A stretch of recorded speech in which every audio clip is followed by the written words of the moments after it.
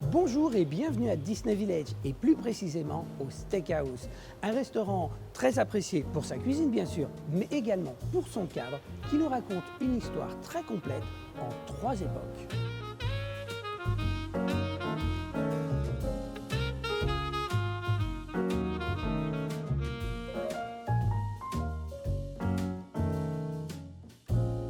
Depuis 1992, vous appréciez sûrement le cadre du Steakhouse en pensant que la présence des bovins dans la décoration est un clin d'œil au menu. En fait, oui et non. Le restaurant représente un établissement typique de Chicago dans l'Illinois, comme le rappellent les inscriptions sur le mur, les marquises lumineuses, la carte postale géante et certaines affiches au mur. Au début du siècle dernier, la ville est connue pour ses entrepôts à viande. Des trains y amènent le bétail, comme on peut le voir sur certaines photos. D'autres éléments du décor nous parlent de la découpe des animaux et la répétition du mot meat, qui veut dire en fait viande en anglais. Les carreaux au sol dans certaines parties du restaurant remontent à cette première vie du bâtiment. Enfin, on peut noter des éléments d'architecture typiques du début du XXe siècle. Ces poutres métalliques avec des rivets apparents, similaires à l'architecture de la Tour Eiffel. La deuxième période pour laquelle Chicago est tristement célèbre est la Prohibition.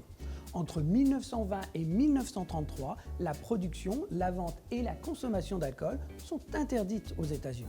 Des cabarets clandestins sont alors organisés. Et quel meilleur endroit qu'un bâtiment industriel comme un entrepôt de viande pour cacher des activités illégales.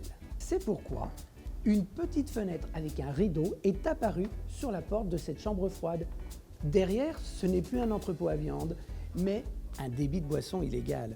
Et on en contrôle l'accès en vérifiant qui peut rentrer.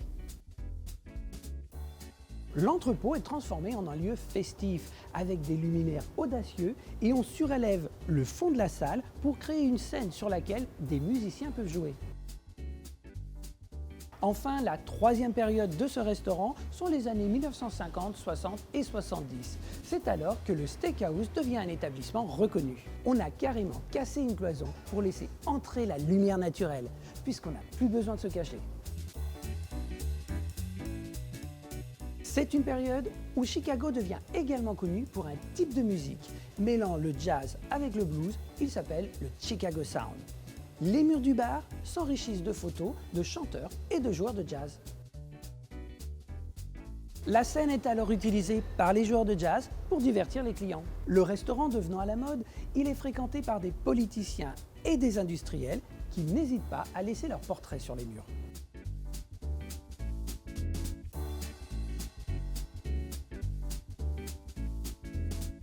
Le seul sur lequel je voudrais attirer votre attention est le portrait de Richard Daley, maire de la ville de Chicago de 1955 à 1976. Vous l'aurez donc bien compris, en vous restaurant ici au Steakhouse, vous vous retrouvez au cœur de l'histoire d'une des plus grandes villes des États-Unis. On se quitte avec le traditionnel indice de Mathieu pour découvrir où nous nous retrouverons la prochaine fois. Merci de votre fidélité, à bientôt!